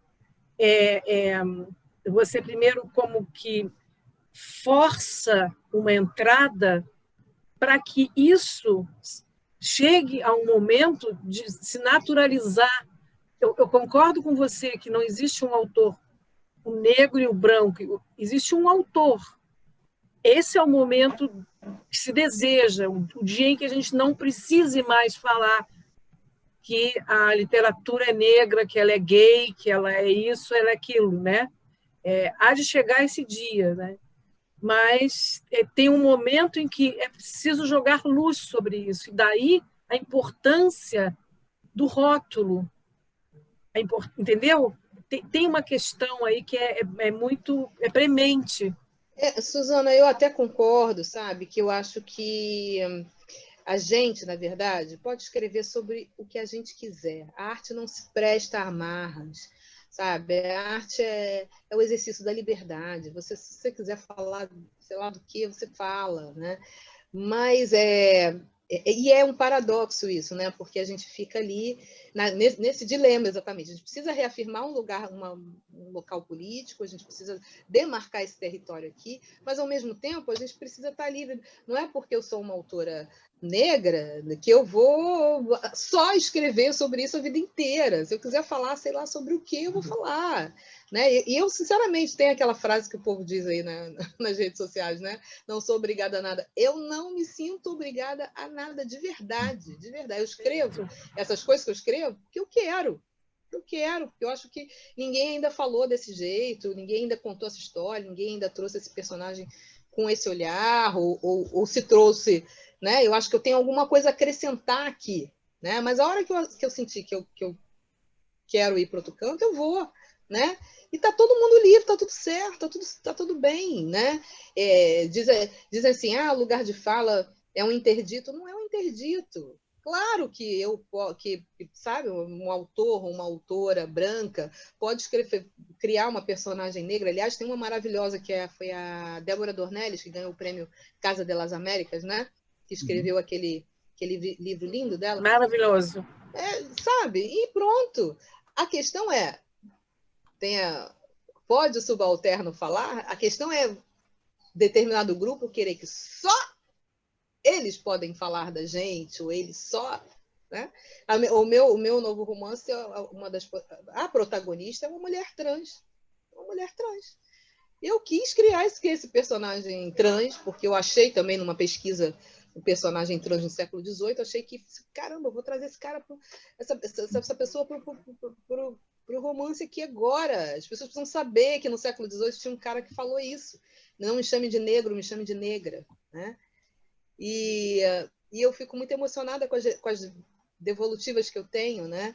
As pessoas olham, nossa, que coisa linda, né? É uma história de amor. Porque isso é outra coisa. Né? Olha, a professora Suzana está aqui. Diz que eu estou falando alguma mentira. Olha o nosso romance, a história do nosso romance. Me conta quantos personagens negros... Primeiro, me fala de uma personagem negra, uma mulher que tenha tido um filho, que não fosse fruto de um estupro, de uma violência, que não fosse... Né? Me fala isso. Me fala de um casal negro que teve, né, sei lá, uma família. Então as pessoas estão sempre nesse lugar da gente não pode falar de amor, a gente tem direito ao amor. Todos os meus livros têm uma grande história de amor no meio. Todos. Porque as pessoas não dão um beijo na boca, né? As pessoas são estupradas. Né? A gente cresceu com o Jorge Amado jogando as negrinhas no areal lá do Capitão de Areia, Jubiabá. Todas as negrinhas são estupradas. Vamos dar a palavra certa? Estupradas. No Capitão de Areia é chocante, porque a menina não quer. E ele narra que a menina não quer. E ele... Gente, um estupro! Sabe? E assim... Tá tudo bem, o cara tem um museu para ele. Né? Então, assim, eu acho que a gente ainda precisa falar umas tantas coisinhas, eu acho. Só acho. Beleza. Essa coisa da liberdade da arte, né? Sem os guetos, né? Quer dizer, sem você ficar preso a esse papel. É uma maravilha. Você colocou perfeitamente. Olá, Suzana. Paco, vou te deixar com a última intervenção, tá bom? Ok. Porque a gente tá tão bom que eu ficaria a noite toda aqui conversando. Tá? Bem, então vamos lá. Primeiro, o que a Eliana acabou de falar é interessante realmente a questão do amor. Eu estava falando ontem para uma turma sobre o quanto é interessante que a antologia de poetas negros, organizada pelo Hélio Simões, chama-se Amor e Outras Revoluções. A gente tem que fazer revolução, mas também tem que não perder a ternura jamais. Atenção, a mulher negra é sexualizada, o homem negro também é o pau grande e amor não tem. O Brasil é um dos piores países, porque no Brasil, você fala de mestiçagem, mas, na verdade, apenas 2% dos casamentos são interraciais. Fala em casamento formal. E, na verdade, é amigar, transar, etc., fazer filho. Agora, casamento formal certinho, aquela família nuclear, eu chamo de radioativa lá dos padres, não existe, na verdade, casamento preto e branca. Ou vice-versa. É simplesmente cópula, etc., faz filho. Agora, eu achei também interessante a questão de... a gente não quer fazer uma literatura negra simplesmente porque é negro está aquela coisa militante, mas acaba coincidindo. Por exemplo, a questão... Eu tenho traduzido muito, e foi por coincidência, mas agora está virando um gosto, ficção histórica negra. Então, por exemplo, esse aqui, até eu dou para a Eliana quando ela quiser. que é o livro da Adelaide Ochoa, que ela também ganhou o prêmio Casa das Américas. Ela conta a história de uma princesa africana que é escravizada, que vem para as Américas e consegue a liberdade, e é um romance histórico. Mostra a luta contra a escravidão na Colômbia. Em dado momento, a personagem fala: eu odeio a palavra liberdade, porque a gente só pensa na palavra liberdade, na ideia de liberdade, quando não tem. Então, eu quero esquecer, quero que meu filho não saiba, não conheça a palavra liberdade. Agora, a questão de literatura, de o cara ser negro ou branco, ficou uma coisa esquisita, porque, como você falou, Machado de Assis é considerado branco porque teve sucesso. E não, ao contrário. Eu posso demonstrar, eu tenho falado isso tecnicamente, como Machado é profundamente negro. Você pega o Nelson Sargento, o nosso falso amor é tão sincero, ela finge que me ama e eu finge que acredito. Isso aí é um resumo de Capitu, do Dom Casmurro. Então, essa ironia, essa coisa, humor negro, mas negro mesmo, não é humor inglês, como falava o Cid Romero, que o Machado de Assis tinha humor inglês, como escutei outro dia, que tinha humor italiano, da burla. Não. O humor do Machado de Assis é negro, mas negro da África, afro-brasileiro. Não é só humor inglês, africano. E aí tem o Lima Barreto, o cara alcoólatra, ferrado e tudo mais, aí esse é Criolinho. Mas é engraçado que os dois têm o mesmo tipo de humor. O Machado tem mais elegância, mas o humor é parecido. O Humberto falou da questão da geografia, que é interessantíssimo, porque o livro do Jared Diamond, Armas, Germes e Aço, justamente é isso, porque, na verdade, a supremacia europeia e asiática veio de uma geografia, de circunstâncias históricas e não genética. Não é o homem europeu que é superior. As circunstâncias europeias, os germes, aço e tudo mais, é que favoreceram. Mas aí você falou uma coisa interessante, Eliana. Aliás, é como começa esse romance. Você começa com a geografia do Cais do Valongo. Você transforma o lugar num personagem. Eu não li seu livro ainda, eu acabei de encomendar. Enquanto falávamos aqui, fui encomendando, vou usá-lo realmente, porque é o que eu tenho atualmente. Você faz uma descrição, você coloca o Cais do Valongo como personagem. Você fala o crime do Cais do Valongo, o criminoso é o Cais do Valongo. Você fala em sítio de memória sensível. E aí eu lembrei realmente, eu tenho trabalhado com isso sem saber, não sabia esse nome, sítio de memória sensível, porque o romance que eu estou traduzindo, que é o do Manuel Pato Oliveira, Xangô e Gramputas, conta a história também, parece muito um tema, a escravidão com o personagem, o Muntu Basimo, que é o morto e continua vivo e contribuindo, mas ele começa exatamente, o começo do Xangô e Gramputas a fortaleza se erguia entre a beira-mar e o barranco do rio. Está lá em espanhol, mas já traduzia, é mais ou menos isso que começa.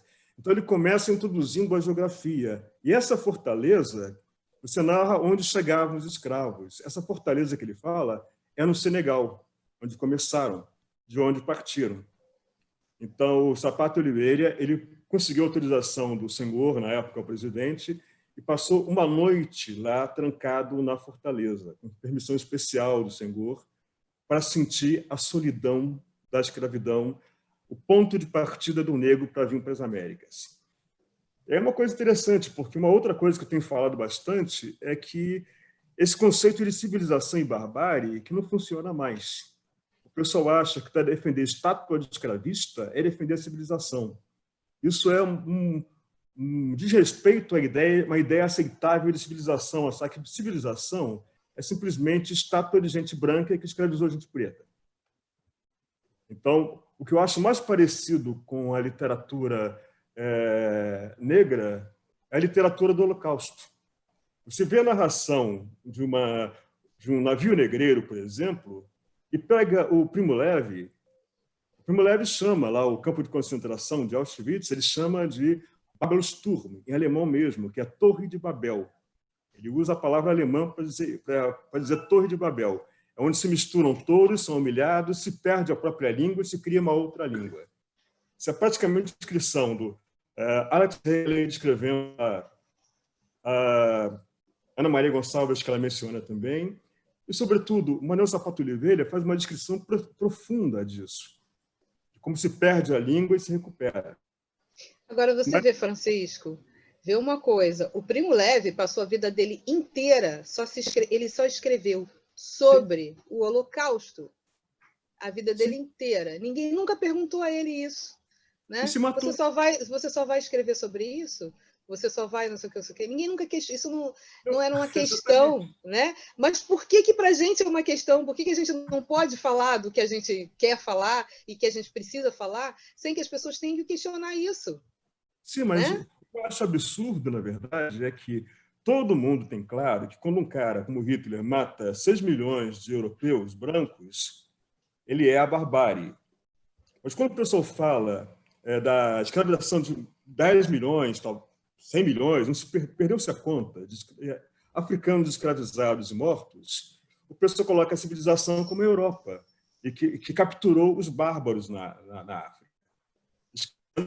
Como você falou, que também havia civilização também na África. Havia muçulmanos, havia culturas, o Congo, o Rio do Congo, toda uma civilização que foi negada. Então, o pessoal inverte. Quando interessa, esse jogo de civilização e barbárie é sempre contra a gente. Aí você falou da livraria. Acho que é assim, porque o melhor sebo que eu frequento, que eu não posso passar lá sem deixar o salário, é simplesmente... Eu vou sempre na sessão porque eu compro livros para mim e para o pessoal da América Latina, meus amigos colombianos. Eu chego no melhor sebo que eu conheço no Catete. Eu vou procurar livros sobre cultura africana, não estão na seção de religião ou na seção de filosofia, estão na seção de, está lá, na estante, magia negra. Ao lado de Dicas do Diabo para Conquistar a Mulher. Está lá de cultura africana, está lá como magia negra. A coleção, agora, que foi recuperada, que estava apreendida pela Polícia Civil desde 1912, há mais de um século, agora está no Museu da República, estava no Museu da Polícia Civil, estava lá sem acesso de pesquisadores, o nome era Coleção Magia Negra. E era um objeto... Fantástica essa coleção. Sim. Uma amiga nossa agora está fazendo lá o trabalho, vai falar sobre isso também. Enfim, é só isso, porque aí o assunto é infinito, né? Nossa, isso aí, olha, isso rende. Não, a gente vai fazer um fórum aí, organizar e vamos discutir. Nós estamos chegando no final, infelizmente, né, no final do nosso encontro. Foi um encontro riquíssimo e assim... a presença da Eliana. Eliana, para você o livro da... eu quero! Prêmio Casa das Américas 2015. Eu quero! Suzana, passa meu dado para ele. Ele está traduzido lá, deve estar na estante virtual, imagino. Tá? Não está, Paco? Também. Eu estou falando porque se alguém mais interessar, o Humberto, que tem interesse, Eliane, Helena, né? O pessoal está por ali. Foi lançado um ano passado? Não, o tempo 2018. passa. Como ainda está no catálogo. 2018. A editora é a Papéis Selvagens. Cara, me fala, eu quero muito ler esse livro. Mas... eu também. Ela faz uma explicação ótima. Ela pega um personagem de um romance branco do século XIX e ela coloca como a principal. A escrava que é mencionada no romance branco vira a protagonista. Me dá um nome. Lá fora... É isso. Lá fora cresce um mundo. Lá fora cresce um mundo. Eu tenho aqui em casa. Lá fora cresce um mundo. Tá, vou procurar.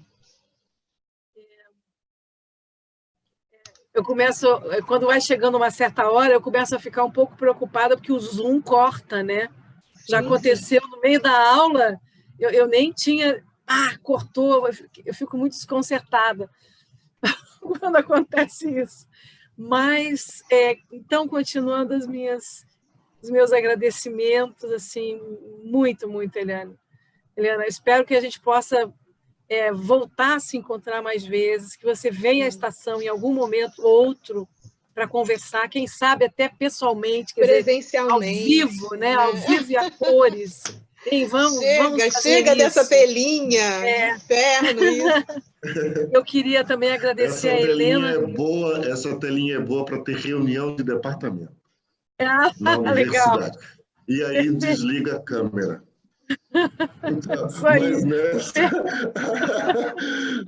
somente para isso é bom. Mas então, continuando os agradecimentos a Humberto Kizure, a Helena Galiza, essa contribuição também linda que eles deram, né? Cada um com a sua experiência, o seu olhar sobre o romance e sobre a cidade. Assim, acho que nós estamos num momento muito bonito para pensar, né?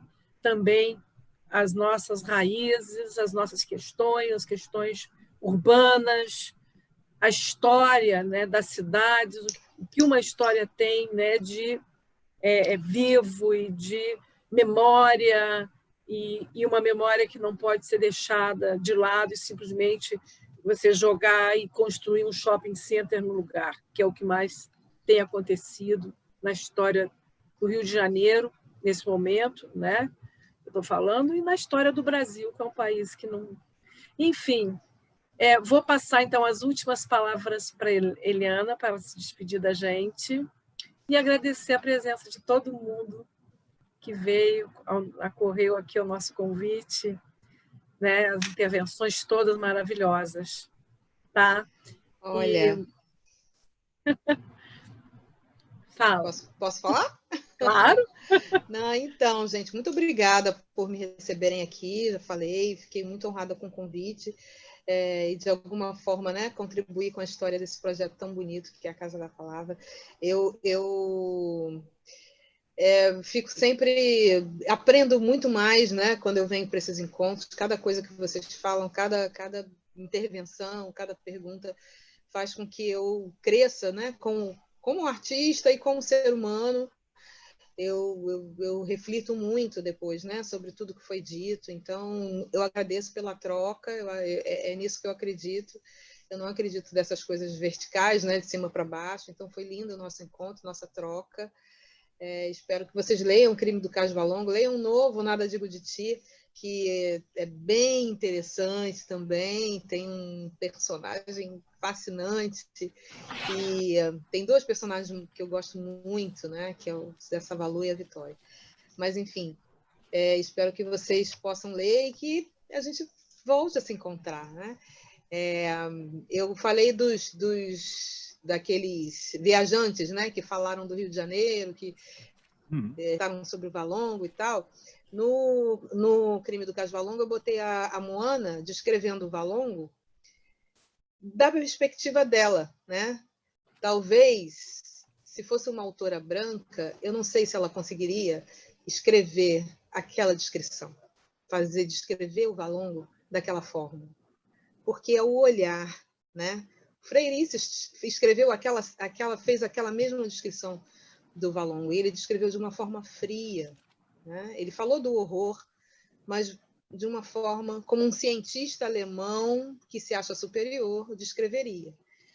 E a Moana humaniza aquele lugar, né? Então, acho que esse é o nosso objetivo, é humanizar, trazer humanidade e devolver cidadania.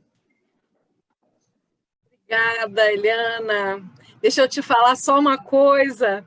É a Estação das Letras. A Estação das Letras, gente. Não, mas eu falei, eu digo, não, tem que filmar um lugar. Mas eu sei que a gente se distrai.